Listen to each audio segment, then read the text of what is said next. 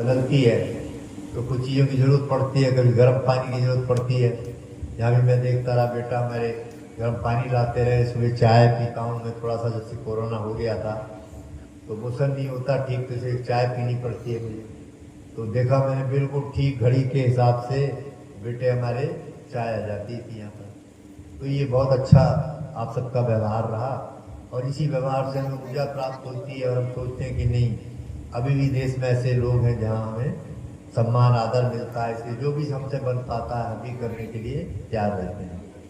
दूसरा धन्यवाद आपके साथ साथ मैं परमात्मा का भी करूँगा, क्योंकि जब हम चलते हैं वहाँ से अपने ठिकाने से तो अधिकांश साथी मेरे से एक ही बात कहते हैं कि जैसे जा रहे हो ना वैसे ही लौट के आ जाना, मतलब बीमार होगा मत आना यहाँ पर। तो परमात्मा की भी कृपा रही सबकी आपके सेवा व्यवहार से कि जैसे हम आए थे बिल्कुल सच उसी प्रकार से जा रहे हैं।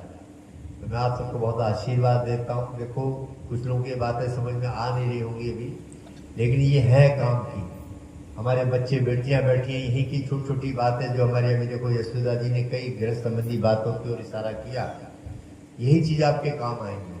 तो इनका इसको आप ये मत समझो कि इससे कोई नुकसान होने वाला है, इससे फायदा ही फायदा है ना।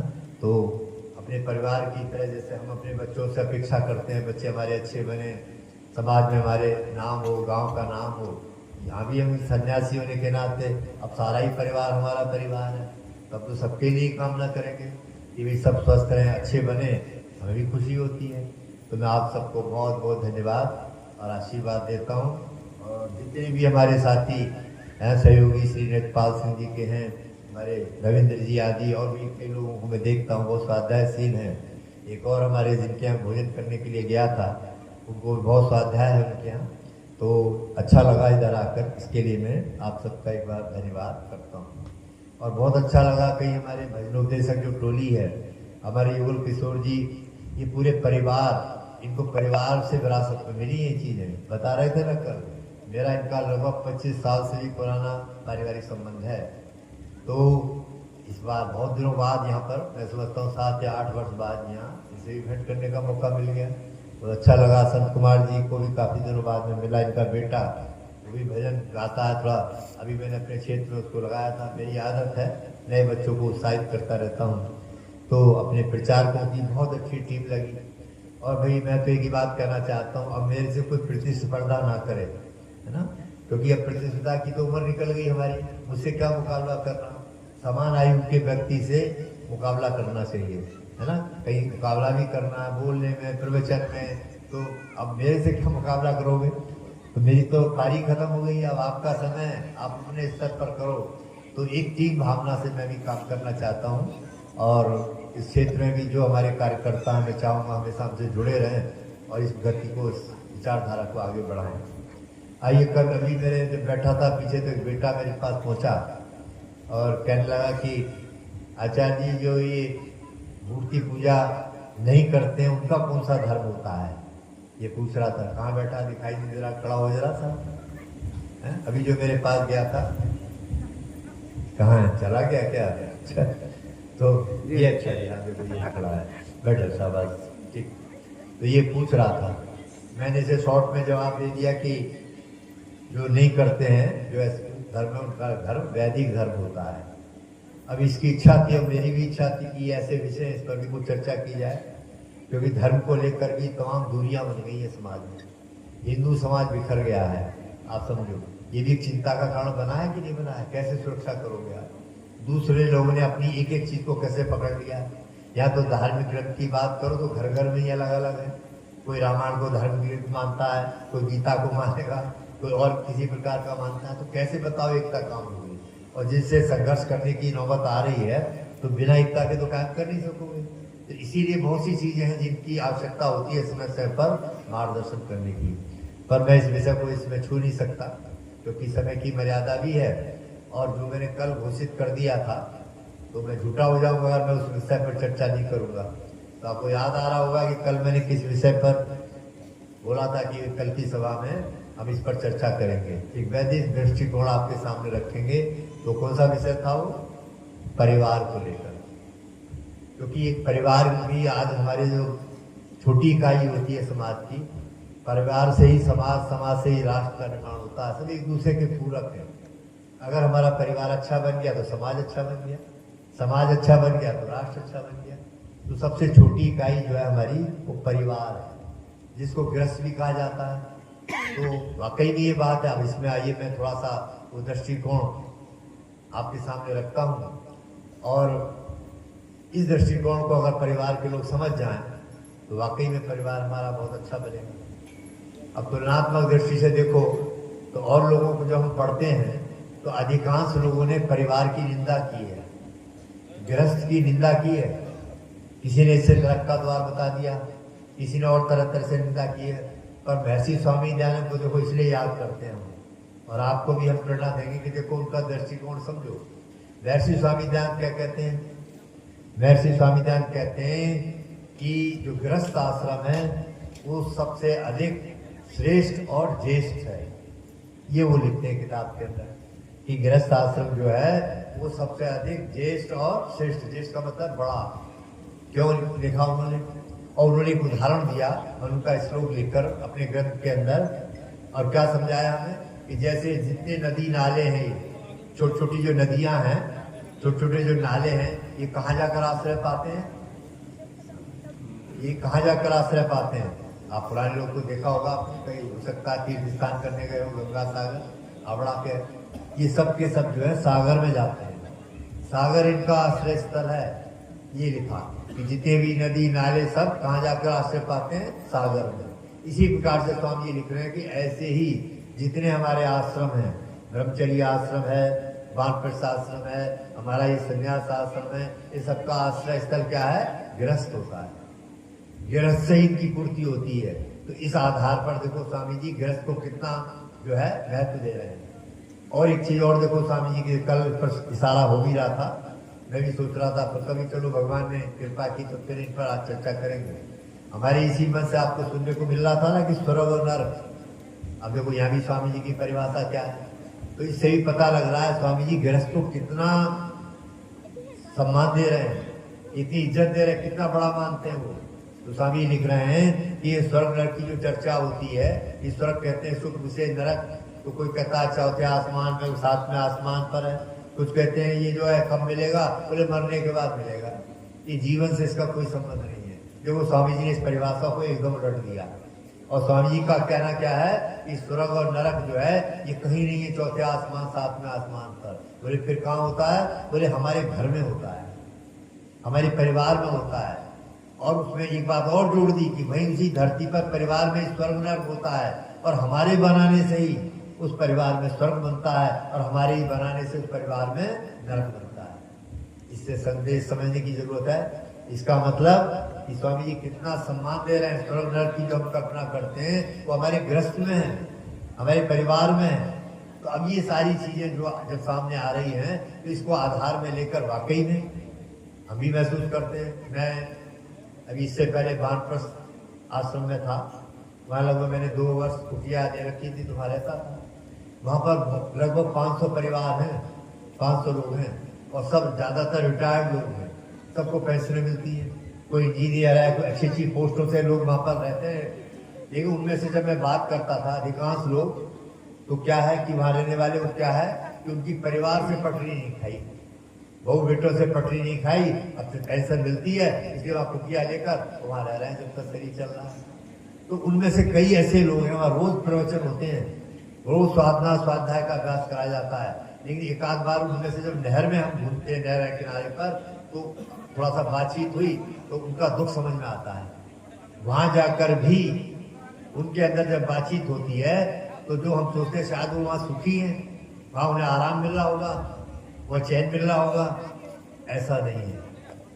और इससे पता लगा कि वहां भी उनको ही चैन है जो वास्तव में पीछे परिवार को अच्छे से अपनी जिम्मेदारियों को पूर्ण करके छोड़ के गए। उन्होंने वानप्रस्थ लिया है, उनको वहां भी शांति है। और जिन्होंने परिवार में अशांति होते हुए परिवार छोड़ा है तो उन्हें वहां भी शांति नहीं हो रही है। वहां साधना कर रहे हैं, ध्यान कर रहे हैं। कई लोग देखा तो गांव की, घर की बात करते हैं, परिवार की, मेरा बेटा, मेरा बहू, अरे मैंने तो इतना ये किया, उसके लिए किया, और आज ये स्थिति बन गई। क्या हमारे 2 टाइम के लिए 4 रोटी सेकनी भारी हो रही है? तो ये पता लगता है कि देखो ये सब चीजें कैसे कनेक्टेड थी। पर आज पश्चिम की जो सभ्यता संस्कृति आ गई उसने सभी बिगाड़ रहा है, उसमें कुछ कारण भी है। तो अब ये बात है, लेकिन फिर भी जो परिस्थितियां हैं, बुद्धिमानी यही है कि भले ही आज ये तर्क आ रहा है कि भाई आज तो दोनों कमाते हैं, दोनों को नौकरी करनी जरूरी है, पति पत्नी को भी नौकरी करनी है, तो अब दोनों जॉब जब करते हैं तो फिर क्या हो, इन बूढ़ों को कौन पीछे सेवा करे? जब दोनों जा रहे हैं, ड्यूटी पर थक जाते हैं, 8-10 घंटे की ड्यूटी करते हैं, तो घर पे आके कैसे बाकी काम कर सकते हैं? ये बिल्कुल ठीक बात है। जब ये बना तो पर इसका विकल्प तो ढूंढा जा सकता है ना। इसका विकल्प ये है कि जब दोनों कमा रहे हैं तो पैसा तो है आपके पास, तो घर में रख लो ना, काम वाली रखो, काम वाले जो और चीजें उनकी आवश्यकता के अपने आप वो चीजें पूरी करो, ताकि वो बुजुर्गों को अपने समय पर वो चीजें मिलती रहे। तो करना तो पड़ेगा ना। तो लेकिन ये सब चीजें खराब हो रही है। और आज स्थिति ठीक कर रही थी अभी सदा जी, कहाँ बिगड़ गई है, कहाँ तक पहुंच गए। अभी तलाक की बात चल रही थी ना, हमारा बेटा बड़ा वाला है, वो वकील है, तो एक बार ऐसी कचहरी पे मिल गया। मैं कभी उधर जाता हूँ घर वर, तो कहने लगा चलो घर चलो बाबूजी, खाना वाना खा के फिर उसके बाद चले जाना, बच्चे भी याद करते हैं। तो मैं कहा चलो, बहुत प्यार, घर चला गया। वहां पर जब गए तो बातचीत होने लगी भोजन के बाद। मैंने कहा भाई अगर ये बताओ, आजकल तुम्हारे न्यायालय में किस में ज्यादा मुकदमे आ रहे हैं? सिविल में आ रहे हैं, क्रिमिनल में आ रहे हैं, किस में ज्यादा मुकदमे आ रहे हैं? तो कहने लगा बाबूजी बाकी में तो सब में एक सही ट्रेंड है, पर इधर एक नई चीज नजर आ रही है, वो ये है कि जो हमारे परिवार न्यायालय हैं उनमें ज्यादा मुकदमे आ रहे हैं। अब इसे सेट कर लो एक बार, डिस्टर्ब होता है ऐसे। देखो बैठ जाओ, आने वाले बैठ जाएंगे, अब आप मेरे पैसों की बात कर रहे हैं। अब आप देख तो पता लगा कि उसने कहा कि लेकिन एक नया ट्रेंड काम कर रहा है। मैंने कहा वो क्या? कि आजकल परिवार न्यायालयों में सबसे ज्यादा मुकदमे आ रहे हैं। और उसने ये बात कहते कहते एक सुझाव दे दिया मेरे, और सुझाव ये दे दिया कि बाबूजी आप तो सारा जीवन आपने लगाए जाते हो, तो आप लोगों में जाके बताते हो धर्म क्या, पाप क्या, मुक्ति कैसे प्राप्त होगी, कैसे जीवन में आपने ये सब बात बोलते हो। तो बोले मेरा सुझाव ये है कि 3-4 दिन के कार्यक्रम में एक आध प्रवचन परिवार को लेकर भी आप दिया करिए, क्योंकि वेदों में हमारे स्वामी दयानंद ने इसके बारे में भी तो रास्ता दिखाया होगा। तो मैंने कहा तो बहुत रास्ता दिखाया है। तो बोले उसकी भी, तब से फिर मैंने एक किताब लिखी। उस किताब का नाम है गृहस्थ जीवन का मूल मंत्र। और उस किताब में मैंने कई चीजें लिखी। जब मैंने पीएचडी की थी तो उसमें मेरा विषय भी यही था, child education on the basis of Vedas, बच्चों की शिक्षा वेदों के आधार पर। तो वो स्वामी दयानंद का मैंने जो दर्शन वो सामने रखा उसमें।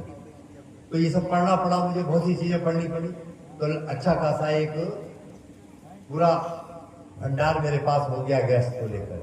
तो आइए उसी को झलक आपको दिखाता हूँ थोड़ी सी, कि परिवार को ठीक रखने के पहले तो देखो मूल में गलती कहाँ हो गई है।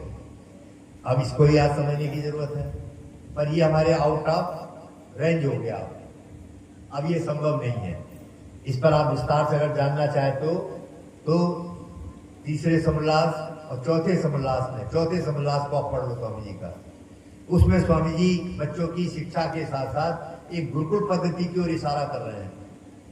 और वही बस यही प्रोसेस की गलती हो गई है हम लोगों से। इसे परिवार वो वैसे जैसा हम चाहते हैं बन ही नहीं पाए, ना बन सकते हैं।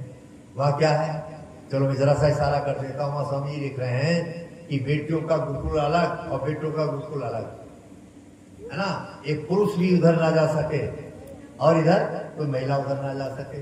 और आज दुर्भाग्य देखो, वेद की बात को ना मानकर को एजुकेशन लागू कर दी। महिलाओं को पढ़ाने की वकालत तो ठीक है कर दी, हर बात मानी तो है, पर आधी अधूरी मानी गई है। अब उसका परिणाम भुगतना पड़ेगा। जब को एजुकेशन कर दी तो क्या स्थिति बन गई आज, पर मीडिया के द्वारा गंदगी प्रसारित की जा रही है। तो आज हमने ये बात हालात माहौल बना दिया कि आग जला दी है आग, और पास में घी रख दिया हमने। और हम सोच रहे हैं कि ये घी जो है ये पिघले नहीं। तो संभव है कि घी पिघलेगा नहीं।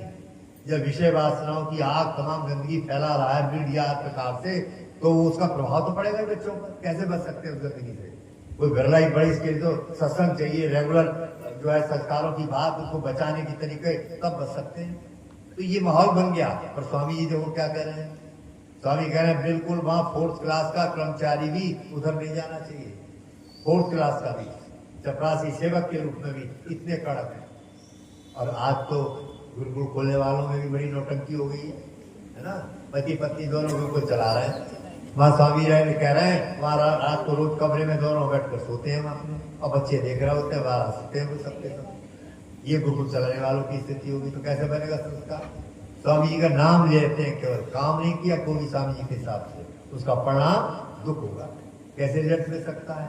उसी श्रृंखला में देखो स्वामी जी लिख रहे हैं, क्या लिख रहे हैं कि पढ़ाई पहले क्लास में बच्चे का जब प्रवेश हो, उसमें पढ़ाने के बाद उसका जो कक्षा अध्यापक हो वो उसका पूरा रिपोर्ट बनाए 1 वर्ष की।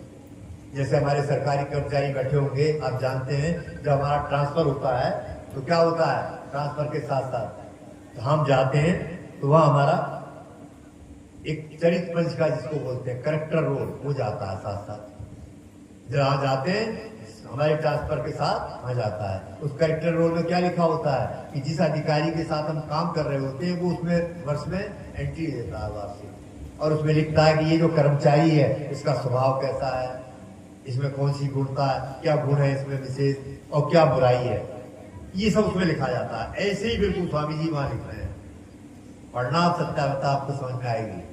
तो वो लिख रहे हैं उसके बाद में क्या हो कि पहले कक्षा में जब बच्चा पढ़े तो वहां का अध्यापक उसके बारे में लिख दे कि इसकी गणित में विशेष रुचि है, इस साइंस में विशेष रुचि है, इसकी खेल में विशेष रुचि है, और उसके बाद अगले कक्षा में जाए तो बच्चे को वहां भेज दिया जाए, फिर वो वहां पर लिखे। उसका कहने का मतलब ये पूरी पढ़ाई होने तक ये दौरा पूरा वहां पहुंच जाए, पढ़ाई जब पूरी हो जाए।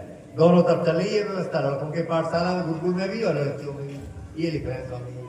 और उसके बाद जब पढ़ाई पूरी हो जाए तब क्या हो, दीक्षांत समारोह। दीक्षांत समारोह में क्या होता है, क्योंकि उस दीक्षांत समारोह में व्रत प्रतिज्ञाएं कराई जाती है, तो उसमें क्या प्रतिज्ञा कराई जाए, तो वहां कहा जा रहा है, अब आप समझो इसकी व्यवस्था क्या है शिक्षा की। ये सब उलट पुलट हो गया, पर मैं जरा सा परिचय दे रहा हूं, पर ये आज संभव नहीं है, असंभव नहीं है। तो प्रकृति का प्रकोप होगा, कोई बहुत बड़ा भूकंप, कोई बहुत बढ़िया अतिवृष्टि ऐसा आएगा, उसमें थोड़ी संख्या रह जाएगी, फिर दोबारा से शुरू होगा। आज समाज अब इसको नहीं सुधार सकता। आज ये खत्म हो गया, महाभारत के योगीराज कृष्ण जब नहीं बचा पाए तो हमारे आपकी औकात क्या है, उसी तरह बढ़ गया आप समाज, पहुंच गए वहां तक। तो अब इसकी कल्पना तो देखो वहां क्या हो रहा है, तब वहां स्वामी लिख रहे हैं, तो वहां क्या होता है कि दीक्षा दी जाती है। दीक्षा का व्रत प्रतिज्ञा व्रत लेते हैं, काय का व्रत लेते हैं। समाज में 3 शत्रु होते हैं हमेशा से। 3 शत्रु में पहला शत्रु है अज्ञान, दूसरा है अन्याय और तीसरा है अभाव। इन तीनों से संघर्ष करने के लिए जो फौज तैयार की जाती है वो कहाँ होती है, वो हमारे गुरुकुलों में होती है। पढ़ाई का जो उद्देश्य शिक्षा का उसके माध्यम से होती है। अर्थात तो अब वहां पर जो तीन कैटेगरी बनानी है ना, तो वहां आचार्य प्राचार्य उस रिकॉर्ड के आधार पर देख ले कि इस बच्चे में ये क्षमता है, ये अज्ञान को मिटा सकता है। ये एक जन का खेल नहीं, जन जन्मांतर के पूर्व संस्कार भी होते हैं, सब पता लग जाता है बड़े आराम से कि बच्चे में देखो किधर रुचि हो रही है, इसकी किधर जा रहा है। तो अब उस आधार पर वो लिखते हैं कि जो प्राचार्य है वो उसको प्रतिज्ञा कराए, तब वहां पर उधर देख ले कि जिस लड़के को, जिसको मैं लड़का बोला गुरु का ब्रह्मचारी, वो देखो अज्ञान को मिटा सकता है, तो वहां स्वामी लिख रहे हैं जो प्रतिज्ञा करे तो उसको क्या उपाधि दी जाए, ब्राह्मण की। ये उपाधियां हैं हमारी डिग्री, समझ लीजिए आप अच्छी तरह से। पर ये जातिवाद सब मिल गया, अब विद्या इतनी फैली, अब कहां तक ठीक करोगे तुम इसको। ये जो है ये हमारे डिग्री मतलब योग्यता के आधार पर है कि जो अज्ञान को मिटाने की क्षमता प्रतिज्ञा लेता है वही उसका धर्म हो जाता है। किसी भी हालत में हो, गरीब अमीर, कोई गर्दन कट जाए, लेकिन हर जगह अज्ञान को मिटाऊंगा ये लेता है, जब उसको ब्राह्मण की उपाधि दी जाती है, ब्राह्मण। उसके बाद में दूसरे नंबर पर जो इसमें नहीं आ पाता है बच्चा, ये दोनों में चल रहा है, बेटियों में भी चल रहा है, इधर बेटों में भी चल रहा है। अब दूसरे नंबर पर वो छांट के देख रहा है, जो बेटा इसमें नहीं आ पा रहा है तो क्या है, बोले से अन्याय को मिटा सकता है। कोई बच्चों में होता है, बर्दाश्त नहीं करते, फौरन भिड़ जाते हैं, जरा सी बात के शुरू से संस्कार होते हैं, तो देख लेता तो कहते हैं भाई ये अन्याय को मिटाता है, ये बर्दाश्त नहीं करता, कहीं के साथ पक्षपात हो रहा है, फौरन बोलता है अन्याय का, तो उसको प्रतिज्ञा कराते हैं क्षत्रिय का, ये उपाधि है, उसको दीक्षा दी जाती है और तुम आज से क्षत्रिय हो।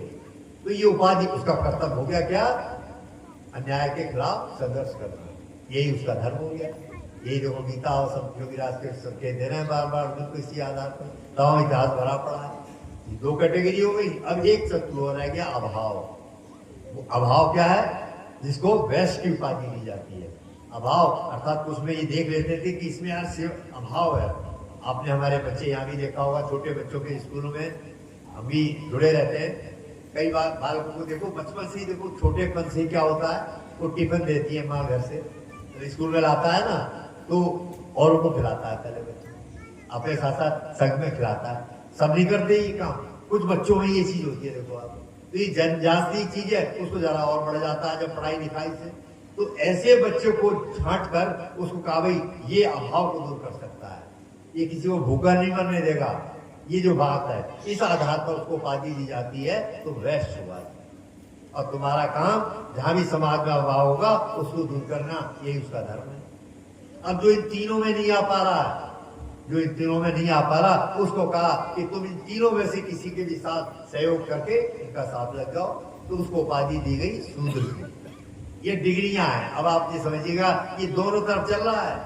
बेटियों की पाठशाला में भी चल रहा है, बेटों की पाठशाला में चल रहा है। अब जब ये उपाधि ले ली, प्रतिज्ञा कर ली, फिर क्या है? अब वहां स्वामी जी लिख रहे हैं, वहां दो का अधिकार दे रहे हैं। प्राचार्य भी करा सकता है इस काम को, जिसको आप प्रिंसिपल कहते हो, और माता पिता भी करा सकते हैं।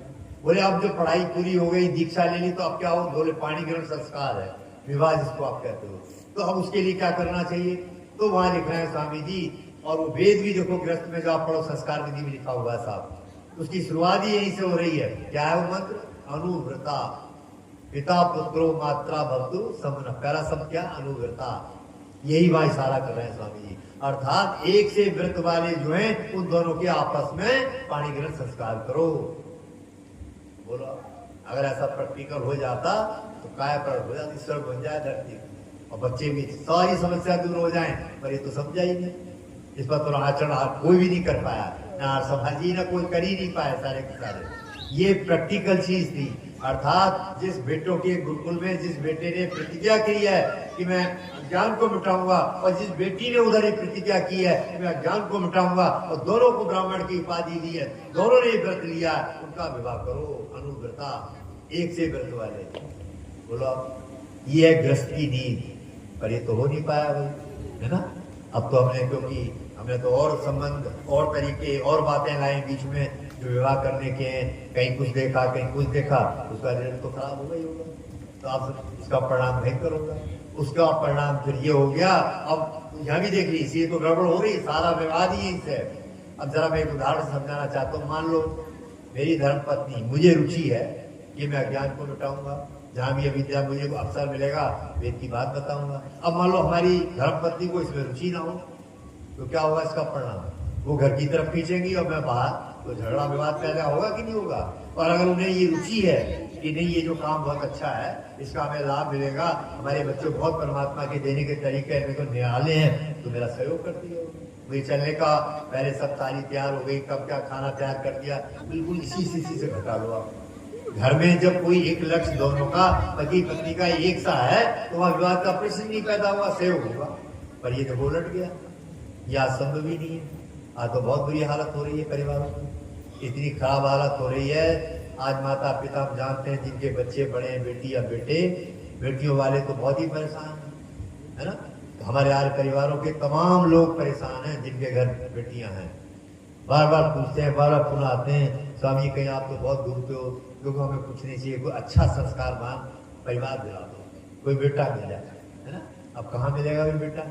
जिस प्रक्रिया को अपनाया ही नहीं गया, तो संस्कारों को जब सबने एकदम भेड़ चाल चल दिया सारे समाज के अंदर, सब जो हल्ला पुकार दिखावा नौटंकी, उसकी ओर ही सारा समाज शक्ति लगा रहा है, शासन प्रशासन भी उसी को बढ़ावा दे रहा है, तो कहाँ से नौजवान बनेंगे भाई? कहाँ से अच्छे बच्चे मिलेंगे? ना लड़कियां इधर ना इधर, दोनों तरफ खराबी हो रही है। तो ये कुएं में भांग पड़ गई इस पर।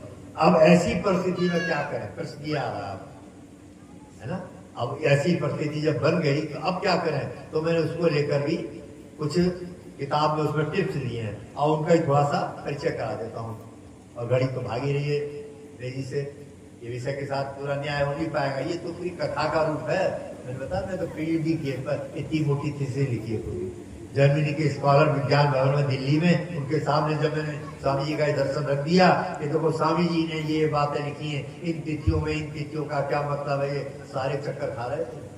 यानी जो गृहस्थ में भी नहीं गया वो गृहस्थ की इतनी बारीक बातों को उल्लेख कर रहा है संस्कार विधि के अंदर, सत्ता प्रकाश के अंदर। तो मैंने बताया ये उस विवेक ख्याति का परिणाम है, उस वेद ज्ञान का परिणाम है कि उस आधार पर सारी चीजें हमारे सामने रख रहे हैं।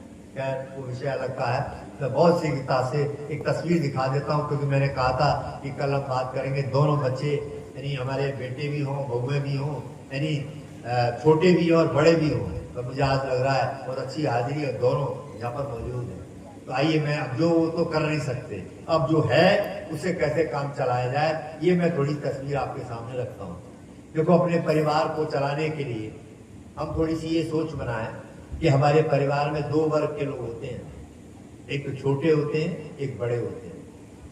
तो अगर छोटे अपने कर्तव्यों को समझें कि ये बड़ों के बड़े क्या चाहते हैं और वो हम काम करें तो घर ठीक चलेगा। और बड़े ये समझें, जो बड़े, बड़े से मेरा मतलब आप समझ गए होंगे ना, ज्ञान में बड़े हैं, आयु में बड़े हैं, कुछ रिश्ते में बड़े होते हैं, ये मेरा मतलब है बड़े से।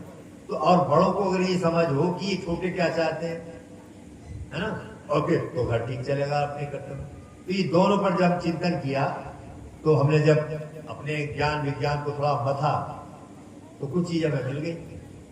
तो पहले हम बात करते हैं अपने छोटे लोगों को प्रेरणा देते हैं। छोटे से मेरा मतलब है जो आज घर में हमारी बहुएं हैं या हमारे बेटे हैं, उनकी मैं बात कर रहा हूँ, वो है मेरे बच्चों से छोटे।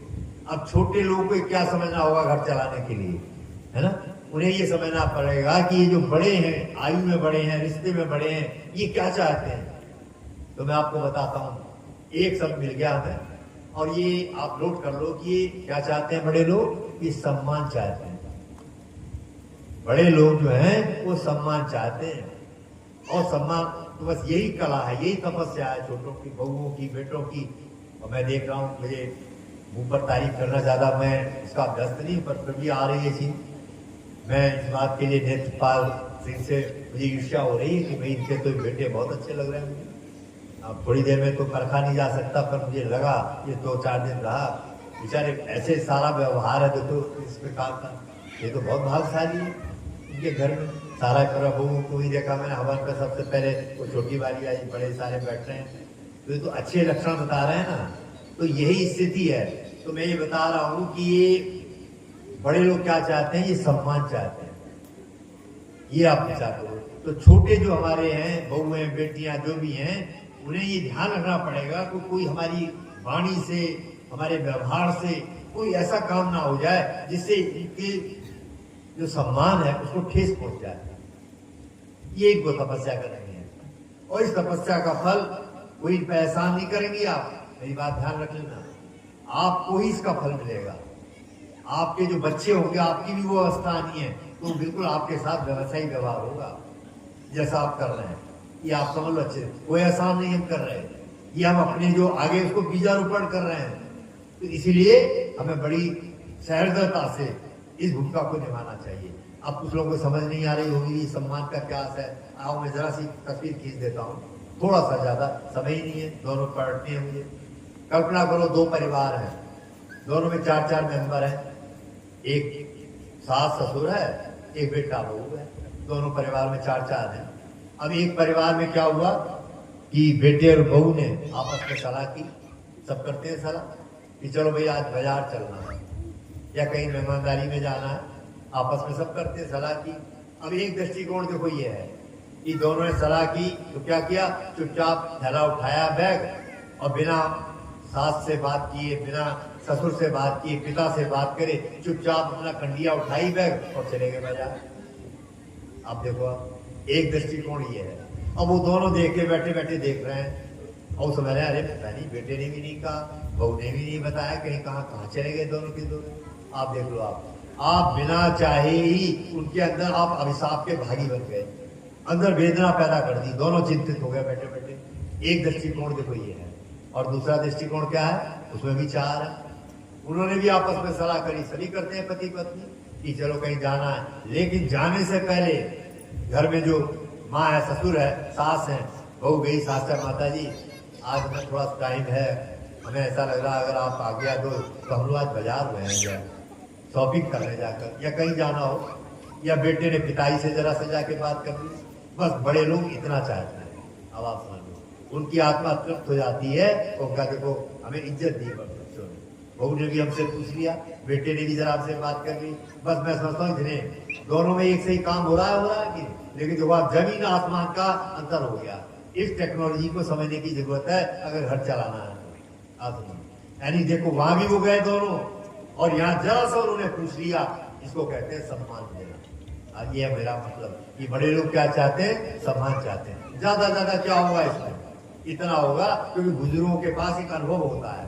तो माँ कह सकती है या बाप कह सकता है, बेटे जरा आज का चैन खींचती है, जरा अंधेरा हो जाता है, जरा जल्दी लौटाना है ना। ये सुझाव है, इसमें क्या हानि है भाई?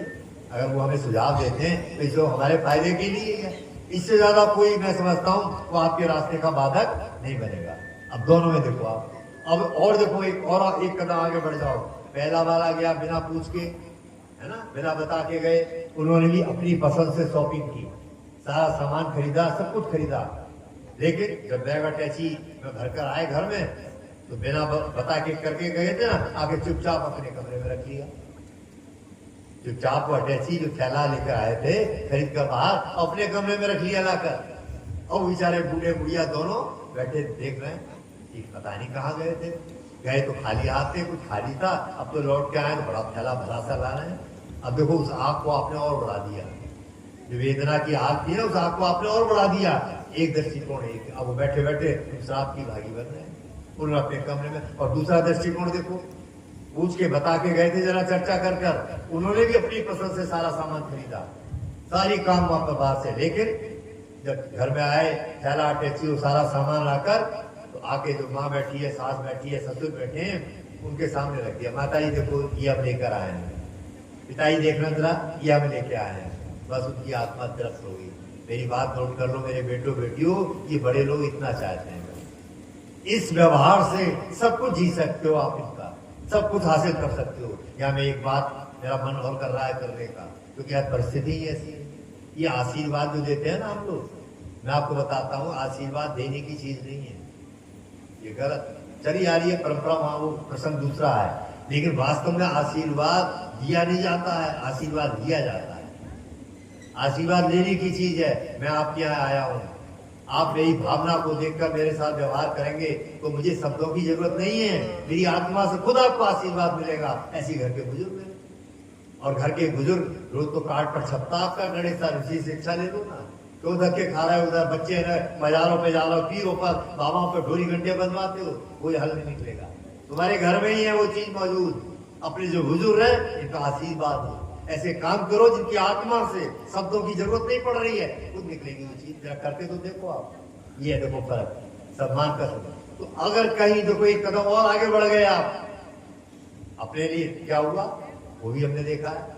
मैं जब कभी, वैसे आजकल तो बहुत कम हो रहा है, लेकिन कई बार पीछे ऐसा होता रहा कि जब बाहर कार्यक्रम नहीं हुए या कोई परिस्थिति बनी तो 15-20 दिन में मुरादाबाद रहता हूँ। तो मेरी दिनचर्या क्या होती है, घूमने जाता हूँ सुबह मॉर्निंग वॉक। हमारे गांधी पार्क है वहाँ, बड़ा मशहूर है, उसमें घूमते हैं। तो अब पुराने मेरे साथ के लोग मिलते हैं वहाँ, जो मैं सर्विस में रहा 30 साल इसलिए गवर्नमेंट जब में, तो मेरे साथ के कमिश्नर वाला, मैं टैक्सेशन डिपार्टमेंट में था, उन्होंने किताब दी है ना, उसके पीछे पढ़ लेना, पूरा ब्यौरा मिल जाएगा कि हम किस कैलिबर के व्यक्ति हैं, क्या क्या हमने काम किए हैं समाज में, आपको सब मिलेगा उसमें। तो वहाँ मेरे साथ के सब अधिकारी मिलते हैं बहुत से, तो वो नमस्ते होती है, हालचाल होता है, बातचीत होती है, पूछते हैं भाई कहाँ है बच्चे वगैरह। तो कहते हैं अच्छा जी आप, मेरा बेटा वो भिलाई में है, फोन आ गया, वो आने वाला है, और बहू भी आ रही है। अच्छा बेटा भी आ रहा है, बहू बड़े खुश होते हैं बात करते हैं। उसके बाद में हम जब मिलते हैं 8-10 दिन बाद, फिर कभी टकराते हैं, तो एकदम भाग के आता है वो हमारे पास, देखो आप, और आके ही कहता है अरे आचार्य जी इधर आओ। तो हम जाकर कहते हाँ भाई, तो कोई सॉल दिखाता है, आचार्य देखो मेरा बेटा आया, मेरी बहू आई, ये मेरे सॉल लेकर आई। कोई डायरी दिखाता है, कोई छड़ी दिखाता है, अब उनके चेहरे पर इतनी प्रसन्नता झलक रही होती है, जबकि मैं जानता हूं कि उनमें से कई लोगों को 80-80, 90-90 हजार पेंशन मिलती है। वो उससे बढ़िया छड़ी खुद खरीद सकता है, उससे बढ़िया सॉल खुद खरीद सकता है, लेकिन एक बेटे बहू के द्वारा लाई उस चीज का कुछ अलग ही महत्व है। ये तब तुम बहू बनोगी सास बाप, तब समझ में आएगी। ये कोई मैथमेटिक्स के फार्मूले की चीज नहीं है, ये अनुभूतियां हैं। ये किसी मैथमेटिशियन के गणित के फार्मूले से नहीं समझाई जा सकती। ये अनुभव की चीज है, ये आंतरिक विषय है, आत्मा के विषय है, जो हमारी, जिसके कारण से सारी दुनिया जो है गुरु मानती थी, इन्हीं से तो मानती थी, और इससे आप दूर हो गए, ये चीज हम भूल गए। उसका परिणाम तो वो क्या हो रहा है। तो अब देखो आप, वो कितना खुश हो रहा है। तो मैं ये कहना चाह रहा हूँ बेटियों, हमारे बेटे, तुम 500,000 का सूट अपने लिए बनाते हो, 10,000 की साड़ी खुद खरीदते हो, उसी अवसर पर 1,000 की कुर्ते का कपड़ा अपने बाप के लिए भी ले आओ। देखो जरा उसका प्रभाव क्या होता है। एक अपनी बूढ़ी सास के लिए 2,000 की साड़ी ले आओ, देखो उसका क्या प्रभाव होता है। यही चीज है ना, इसी से वो चीजें, तो यही है वो सम्मान, फिर उसका आशीर्वाद, आत्मा का प्रभाव। देखो देखो मेरे अंदर तो किताब खुलनी शुरू हो जाती है, सही बात तो ये है। पर युगल किशोर जी बैठ जाते हैं मेरे बराबर में, तो मेरे इनकी तक जाता है बराबर। ये ना सोचेंगे टाइम चीजें जा रहा है, मैं उसी बोले जा रहे हैं। आज तो सही बात तो ये है कि आज बड़े की परिभाषा ही खराब हो गई, कहाँ तक रुलाया जाए। हमारे यहाँ बड़े की परिभाषा क्या है ना। मोदी जी ने भी जब सत्ता संभाली थी तो उदाहरण दिया था कि आज हम बड़े हो गए, प्रधानमंत्री बन गए, पार्टी को इतना, तो ध्यान रखना, वृक्षों का उदाहरण दिया था कि वृक्षों पर जब फल आते हैं तो डालियां झुक जाती हैं। तो हमारे यहाँ भी यही है, पर आज उल्टा हो रहा है। आज बेटी घर में हमारे बहू बनकर आई, वो जरा कंप्यूटर चलाना जानती है, अच्छा चाय बना लेती है, कई और डिश बना लेती है। अब बेचारी पुरानी माँ दादी, उनके जमाने में सब कहाँ था, कपड़े धोने की मशीनें नहीं थी, है ना, कंप्यूटर नहीं थे, बहुत सी चीजें नहीं थी। अब सब नहीं कहता मैं सब करती हैं, लेकिन कुछ लोग करती हैं ऐसे। वो क्या करती हैं, बार बार अपनी बुजुर्ग सास का अपमान करती हैं, कदम कदम का अपमान करती हैं। अरे तुझे तो मशीन चलानी भी नहीं आती, अरे तुझे तो चाय बनानी भी नहीं आती, अरे तुझे ये नहीं आता। आप कल्पना करो बेटी, तुम पढ़कर आई हो, तुम बड़ी हो ना, ये मान लो हम ही मानते हैं तुम बड़ी हो। हमारी माँ जो है, हमारी वो सास अनपढ़ है बेचारी, छोटी मान लो, पर बड़ी की परिभाषा तो ये नहीं है, बड़े का व्यवहार तो ये नहीं है। बड़े का व्यवहार तो यह है कि जो नहीं जानता अगर उसमें कोई कमी है तो प्यार से तुम्हारा बड़प्पन ही है, इसको कहते हैं बड़े। तो आज परिभाषा उल्टी हो गई। आज पश्चिम की हवा आ रही है कि बड़े की परिभाषा क्या है पश्चिम की, कि हर बड़ी मछली छोटी को खाती है। ये परिभाषा आ गई हमारे जीवन में, ये हमारी चीज नहीं है, आप समझ लो। ये वैदिक फिलॉसफी नहीं है, वैदिक संस्कृति परमात्मा का ये है कि जितना आप बड़े होते जा रहे हो उतनी नम्रता आपके अंदर हो। ये बड़प्पन की पहचान है। बार बार मेरे को आ रहा है, मैं उधर जाना नहीं चाहता। हमारे पुराने लोग बैठे होंगे, प्रेमचंद ने भी कहानी लिखी है ना, प्रेमचंद हम लोग समय शायद हाई स्कूल में उधर लगी होती थी, उसमें भी था एक बड़े घर की बहू। कौन थी बड़े घर की बहू, आप समझो, वो बड़े घर की बहू, उसको लिख रहे हैं कि वो आई और घर में थोड़ा सा जब मतभेद हो रहा था देवर जेठानी के बीच में, वो उसने पूरा कर दिया। नहीं अलग कोई नहीं होगा, सबको साथ में बैठे। तो बाहर चौधरी साहब बैठकर कह रहे हैं, अरे मेरे घर में बड़े घर की बहू आई है, बड़े घर की बहू आई है। और आज क्या हो रहा, आज बड़े घर की बहू जरूर है, तुम्हारे पास दौलत संपत्ति ज्यादा बड़ी हो सकती है मायके के अंदर, लेकिन यहाँ व्यवहार तो तुम्हारा उल्टा हो रहा है, यहाँ तो घटिया व्यवहार हो रहा है। और हम छोटी चीजों में शिक्षा नहीं लेना चाहते। आप देखो टेलर के पास जाओ, एक कैंची होती है, एक सुई होती है, सम्मान चाहती हो ना। देखो आप, कैंची कहाँ काटने का काम करती है, और टेलर काटता है फेंक देता है, पाँव में पड़ी रहती है, और सुई जोड़ने का काम करती है। वो देखो यहाँ लगाएगा, टोपी में होगी, यहाँ बटन पे लगाता है। इसी से सीख लो। तुम अगर सम्मान चाहते हो तो जोड़ने की कला करो, जोड़ने की कोशिश करो, फिर देखो आपको क्या मिलता है। आपको जो लग रहा है विरोधी, वो भी आपका अपना हो जाएगा, अपनापन हो जाएगा। इस टेक्निक को सीखो। ये सारी चीजें मैं वेद के आधार पर सरल करके आपके सामने परोस रहा हूँ। तो यह बड़प्पन की, पर आज की शिक्षा ने उल्टा कर दिया। आज हम उसको अपमानित करते हैं, अरे तुम क्या जानो, तुम्हारा तो बिल्कुल अनपढ़ हो, तुम तो जाए लो। आज हम पढ़ लिख कर आए, हम सब जानते हैं। ये ठीक नहीं है बेटियों, घर चलाने का तरीका। इससे तुम्हें ही हानि होगी, तुम्हें ही उस प्रकार के व्यवहार को सामना करना पड़ेगा आगे, जब तुम्हारे बच्चे वो स्टेज तुम्हारे सामने आएगी। और सबसे बड़ा, परमात्मा की आज्ञा का उल्लंघन कर रही हो आप, उसका पाप फल तुम्हें भुगतना पड़ेगा। क्योंकि वेद माता परमात्मा ये कह रहा है कि जो छोटे वर्ग के लोग हैं उसमें उनको बड़ों को अभिवादनशील होना चाहिए, सम्मान करो, उनका आदर करो, उनको सही तरीके से व्यवहार करो। तमाम शिक्षाएं, तमाम ये चीजें भरी हुई है बेटियों। तो मैं आपको थोड़ी सी ये निवेदन किया तो आप समझ गए होंगे मेरे मतलब को, कि बड़े लोग क्या चाहते हैं, सम्मान चाहते हैं। तो इस प्रकार से आपको ये व्यवहार करना है, समझ गया। तो ऐसे जब व्यवहार करोगे घर के अंदर, जरा दिल तो जीतो। बड़प्पन यह है कि थोड़ा सा अपने को पीछे, ईगो को हटाओ। दौरानी जेठानी है, अब जरा देखो किसी बात का, ये मैं जानता हूँ कई जगह हम देखने को मिले इसी बात का। एक आई है बड़े घर के मैके, दूसरी बेचारी कम या सरल है, तो उसके साथ जबरदस्ती उसको टॉर्चर करना, उसको दिखाना, ये ठीक नहीं है। प्यार पैदा करो। अब कुत्ते की कुत्तों वाला जो व्यवहार है मत आने दो। एक राजा ने देखो इसी बात को समझाने के लिए एक प्रैक्टिकल हमारे सामने रखा, और बड़ी सरल सी बात है, हर आदमी समझ जाएगा। वो जंगल में ले गया सारी प्रजा को इकट्ठा करके, भाई कमरे में उसने 10 कुत्ते बंद करा दिए एक कमरे में, और लोगों से पूछा भाई रात भर इन्हें बंद करना है, रहना, कितना राशन चाहिए? तो लोगों का महाराज 2 कुंटल काफी है इनके, ये 10 है, रात भर के लिए 2 कुंटल काफी है। राजा ने कहा अच्छा, इसका मतलब इनकी आवश्यकताएं 2 कुंटल की हैं, तो इनके कमरे में दुगना रखवा दो, 4 कुंटल रखवा दो। 4 कुंटल रखवा दिया कुत्तों के कमरे में, समझ गए? दरवाजा बंद कर दिया। राजा दूसरी तरफ ले गए प्रजा को, वहां भी एक कमरा था, वहां भी कहा 10 भेड़े थी इस कमरे के अंदर, भेड़ तो समझते हो गए ना, इसकी ऊन मिलती है, वो बंद करा दी। राजा ने कहा इनको भी रात भर बंद रहना है, कितना राशन चाहिए? तो लोगों ने कहा महाराज ये भी 10 है, तो 2 कुंटल इनके लिए काफी होगा। तो राजा ने कहा ऐसा करो, इनकी आवश्यकता 2 कुंटल की है, तो इनके कमरे में 1 कुंटल रखवाओ। अब आप समझ गए होंगे, कुत्तों के कमरे में आवश्यकताओं से दुगना, और भेड़ों के कमरे में आवश्यकताओं से आधा, कमरे बंद करा दिए। राजा आ गए, पूरी रात जब बीत गई, राजा को शिक्षा देना चाहते थे, जैसे मैं आपको शिक्षा देना चाह रहा हूँ। सुबह फिर सबको इकट्ठा किया और फिर ले गए वहीं पर, और ले जाकर सबसे पहले कुत्ते वाला दरवाजा खुलवाया और कहा देखो अंदर क्या सीन है। तो आप समझ गए अंदर क्या सीन था? अंदर सीन ये था कि जो जबरदस्त कुत्ता था वो ढेर लगाए बैठा है, क्योंकि आवश्यकता से दुगना था, खा तो सकते नहीं थे, और बेचारा जो कमजोर था उठाऊं रात भर भूखा होने में पड़ा रहा, और खून से रख पर किसी कान फटा, किसी का खून फटा, किसी टांग टूटी, घुर रहा है, घुर एक दूसरे से। राजा ने कहा देखो एक सीन तो ये है, और दूसरा सीन ले गए, बोले आओ इधर ले जाओ। भेड़े वाले कमरे को जब खुलवाया तो राजा ने कहा देखो एक सीन ये है, तो सारी भेड़े क्या था अंदर, एक झुंड में बैठी, किसी का सिर किसी के पेट पे रखा, टांग, एक भी तिनका का दाना कहीं बिखरा हुआ नहीं था, आवश्यकताओं से आधा था। क्योंकि राजा का देखो एक सीन यही है। यहाँ भी शिक्षा लेने की जरूरत है। मैं उन गृहस्थियों से निवेदन करना चाहता हूँ जो सोच रहे हैं कि बच्चों को धन दौलत रुपए इकट्ठा कर दो, बस पैसे से सुखी रहेंगे, ये गलत है। आवश्यकताएं उसके साथ साथ संस्कार जरूरी हैं। अरे कुत्तों में उनके दुगना पर क्या है, क्यों नहीं उनमें अपनापन नहीं है? वहां कुत्तों में अपनापन नहीं है, इसे कितना भी उनको ढेर लगा तो मार काट झगड़े यही होंगे। और जहां भेड़ों में अपनापन है तो देखो अभाव में भी काम चला है, प्यार से जा रहा है।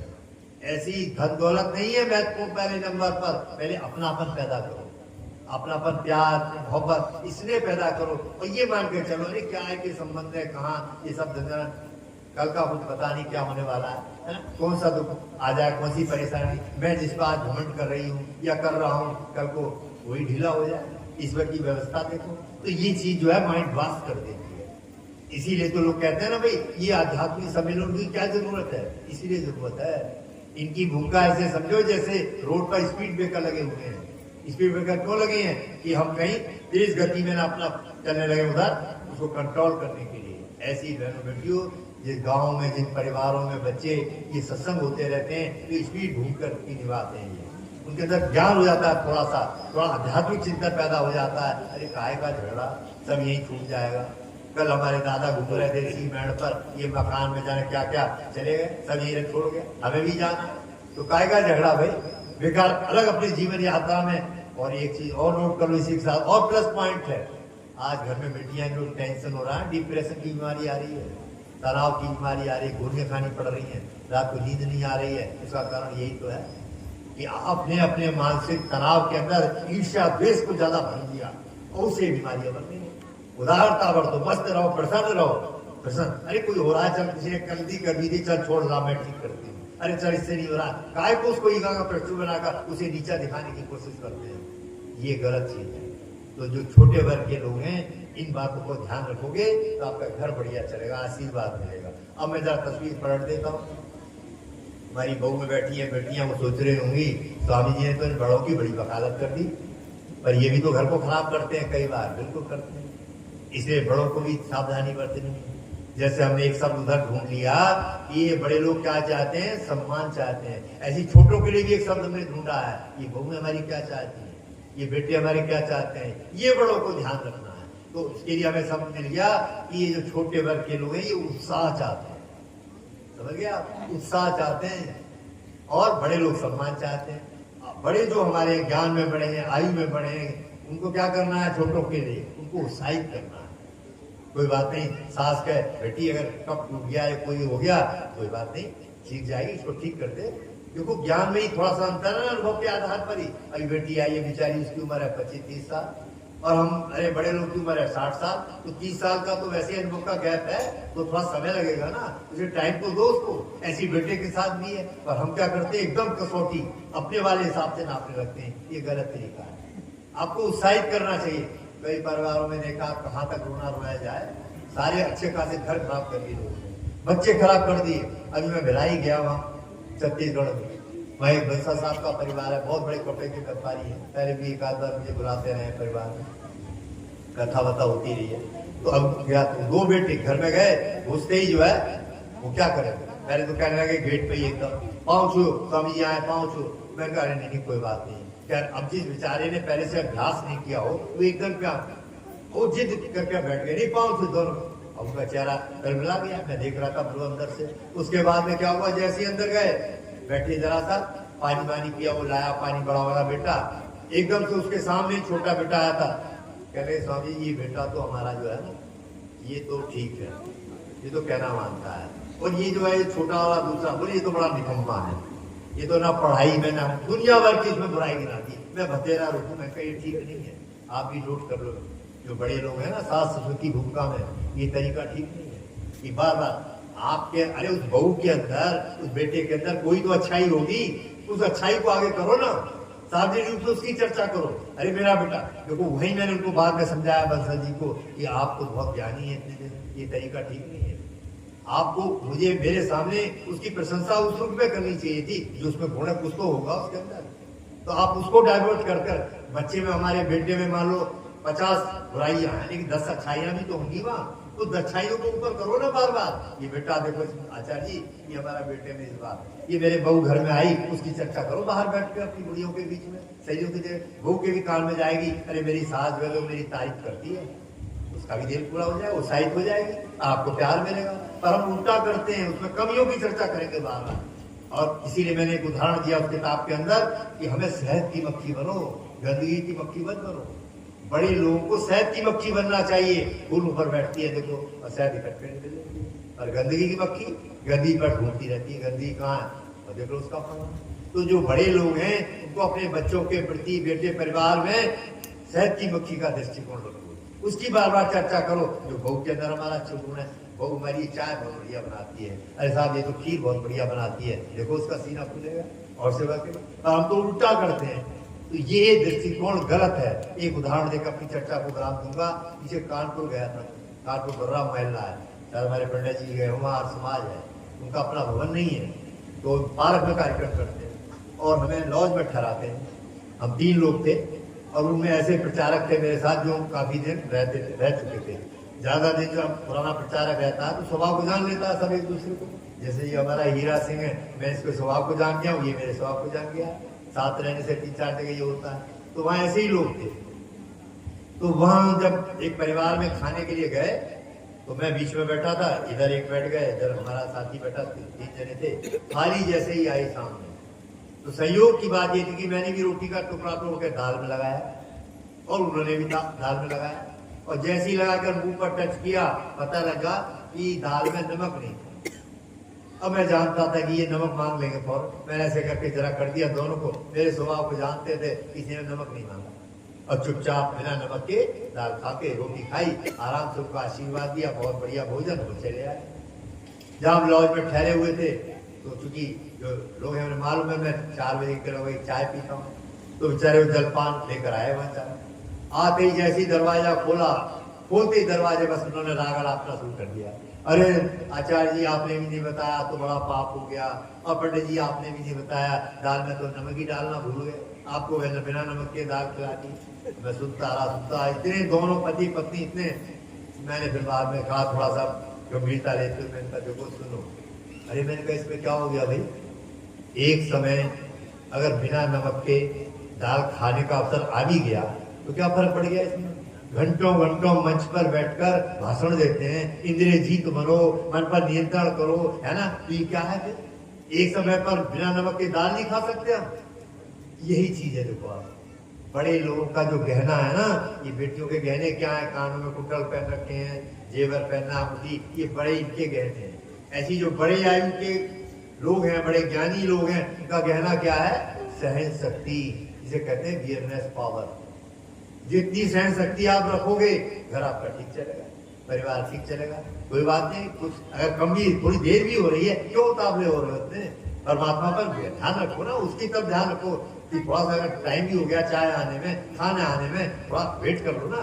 उसकी भी कोई समस्या हो सकती है बनाने वाले की, बहू की, उसके भी बेटे की भी कोई समस्या हो सकती है। तो ये दृष्टिकोण लेकर दोनों तरफ से, ये एक पहलू की ज्ञान इसलिए मैंने कहा था दोनों आने चाहिए।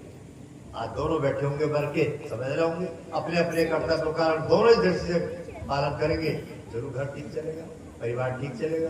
तो मैंने थोड़ा सा समय समाप्त हो गया, मुझे 10 बजे तक का, तो मैं बल्कि ऊपर खिसक गया 5 मिनट। तो ये मैंने हमारे वैदिक दृष्टिकोण से आज परिवार अच्छे बने, परिवार बहुत हमारी ऐसी इकाई है उसी पर टिका हुआ है। तो बहनों बेटियों बहुत अच्छा लगा हमारे सब आपके बीच में आकर। मैं तो आशीर्वाद ही दूंगा कि हमारे सारे परिवार के घर के लोग, बेटियां बहुएं अच्छे बनो। हमारी इन बातों को अपने घर में थोड़ा सा अपने स्वभाव को बदलो, है ना। जो चीजें हैं यही तपस्या है, यही पढ़ाई लिखाई का मतलब है, यही योग्यता का मतलब है। किसी को अपमानित करना, बड़े को उसको ये करना, ये पढ़ाई लिखाई का मतलब